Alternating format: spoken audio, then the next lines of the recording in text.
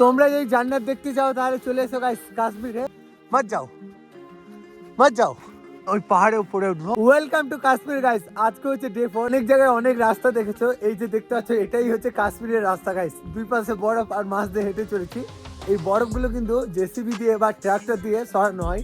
ট্রাক্টরের সামনে ঠিক ফালা লাগানো থাকে আর তার মধ্যে দিয়ে সরাই। তো একদিনে বরফে এত পরিমাণ বরফ পড়েছিল যে রাস্তাগুলো পুরো জ্যাম হয়ে গেছে। যে দেখতে পাচ্ছ এখন আমি হেঁটে চলেছি রাস্তা ধরে, আর দুই পাশের বরফগুলো মনে হচ্ছে যেন আকাশ ভেঙে পড়েছে গাইস। যাওয়ার পথে দেখতে পাচ্ছ যে সমস্ত বাড়িগুলো রয়েছে, এই বাড়ির ছাদ দেওয়ার পরে ঠিক কাঠের ফ্রেম করে লাগানো হয় যাতে বরফগুলো যেন কোনো ক্ষতি না হয়। ওই যে দেখতে পাচ্ছ বরফের স্তর। গত 3 দিন আগে কাশ্মীরে তুফান হয়েছিল, আর সেই তুফানের কারণে গাইস একদিনই বুঝতে পারছো অনেক ক্ষয়ক্ষতি হয়েছিল। আর প্রচুর বরফ তো পড়েছিল, তার সাথে সাথে অনেকগুলো ঘর বাড়ি ভেঙে গুড়িয়ে গেছে, আর সেই ঘরগুলো আবার নতুন করে মেরামত করছে।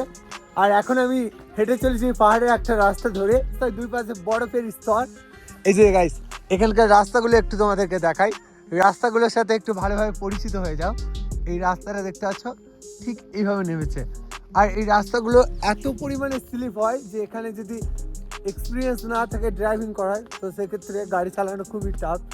আর যাওয়ার পথে এখন দেখতে পেলাম দুটো কুকুর। আমাদের ওখানে কুকুর দেখেছি, বাট এখানকার কুকুরগুলো দেখতে পাচ্ছ। আর এখান থেকে ভিউটা কিন্তু অনেক সুন্দর। পাহাড় বেয়ে রাস্তাগুলো নেমে গেছে, আর সেই রাস্তা দিয়ে ট্রাক যাচ্ছে গাইস।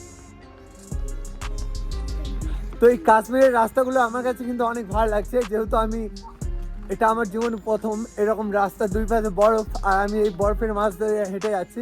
তোমরা যখন আসবে তোমাদেরকেও ভালো লাগবে গাইস। আজ থেকে আরও বরফ পড়ার সম্ভাবনা আছে, বাট দেখা যাক কী হবে এখন। আর রাস্তাগুলো খুবই খতরনাক, এই রাস্তায় হাঁটার পরে বুঝতে পারছি খুবই ডেঞ্জার রাস্তা।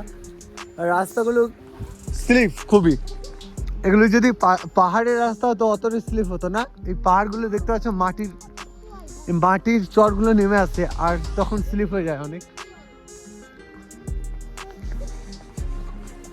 সব থেকে টাফ যখন এই রাস্তায় সাইড দেওয়া হয়, মানে দুটো গাড়ি যখন পাশাপাশি সাইড দেওয়া হয়, তখন এই রাস্তা ধরে নেমে যাওয়া গেছে। দেখতে পাচ্ছি পাহাড়ের রাস্তা।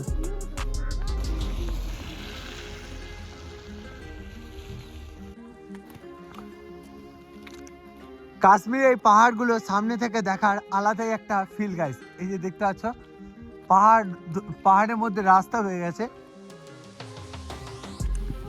সামনে পিছনে যেদিকে চোখ যাবে সেদিকে খালি বরফ দেখতে হবে। আর এই যে দেখতে পাচ্ছ এই বরফগুলো কিন্তু গাইস দেখো, আর কিছু নেই কাশ্মীরে, শুধু বরফ আর বরফ। পাহাড়ের নিচে দিয়ে সুন্দরভাবে একটা নদী বয়ে যাচ্ছে। প্রায় সন্ধ্যা হওয়ার আগেই আমরা ওই পাহাড়ের উপরে চাপবো গাইস। ওই যে দূরের পাহাড়টা দেখতে পাচ্ছ, ওই পাহাড়ের উপরে চাপবো, আর ওখান থেকে আমরা ভিউটা দেখাবো। এদিকে আছে মেহরান।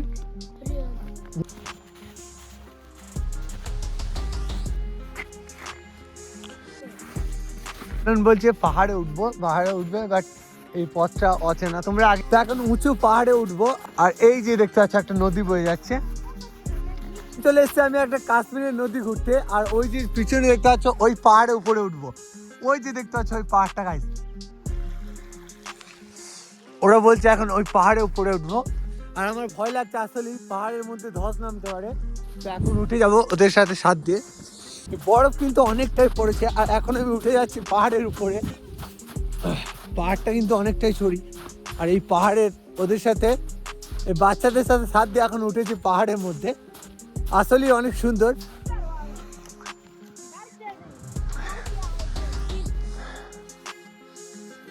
এই টুট জায়গা।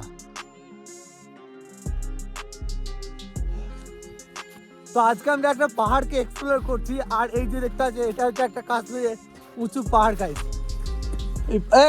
ম্যাডাম মত যাও।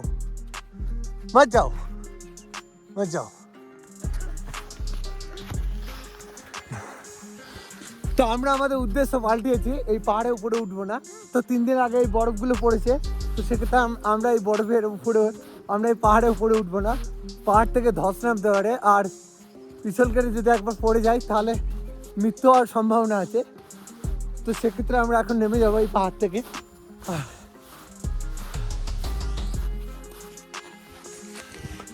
ওই যে দেখতে পাচ্ছ মেহরানের কিন্তু প্রচুর সাহস, ও বলছে এই পাহাড়টাকে এক্সপ্লোর করবো আর এই পাহাড়ের উপরে উঠবো।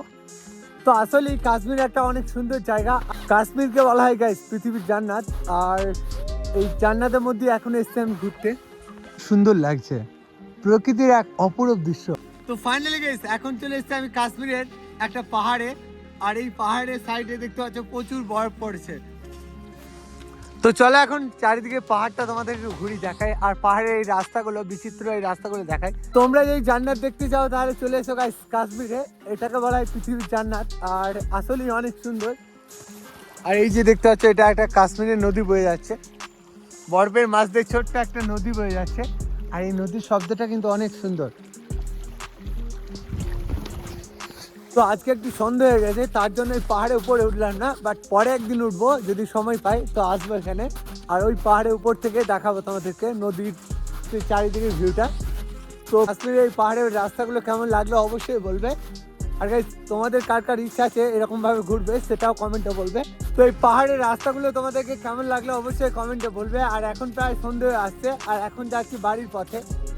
তো গাইস কাশ্মীরের নদীটা কিন্তু অনেক সুন্দর, আর আজকে সেরকম ভাবে ঘুরতে পেলাম না, বাট কিছু করার নেই, এখন সন্ধে হয়ে আসছে আর এখন বাড়ির পথে রওনা দিয়েছি।